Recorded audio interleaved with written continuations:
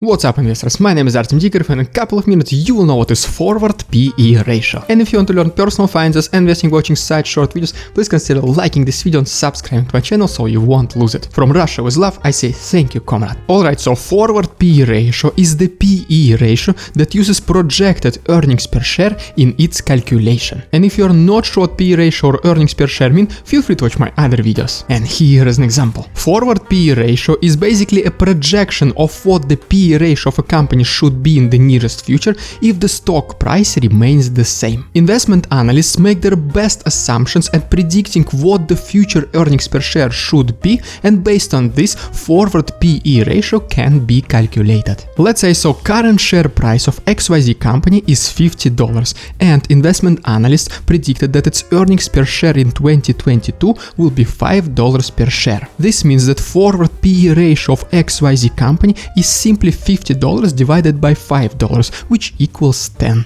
Knowing forward PE ratio might be important if you want to compare it with trailing PE ratio, and if you're not sure what trailing PE ratio means, feel free to watch my previous video. In case the forward PE ratio is smaller than trailing PE ratio, it is assumed that earnings of this company will increase in the nearest future. And this is how it looks from mathematical standpoint. Assume we have the same XYZ company with its current share price of $50, and its trailing earnings per share are $2, which means that our trailing PE ratio is simply 25. But investment analysts projected that earnings per share of XYZ company will be $5 in the future, which means that forward PE ratio of this company is 10. 10 is less than 25 because EPS of $5 is bigger than EPS of $2, meaning that it is assumed that the earnings per share of XYZ company will go from $2 per share all the way until $5 per share. Earnings per share that are used in the calculation of forward PE ratio are just an estimate. Therefore, the whole forward PE ratio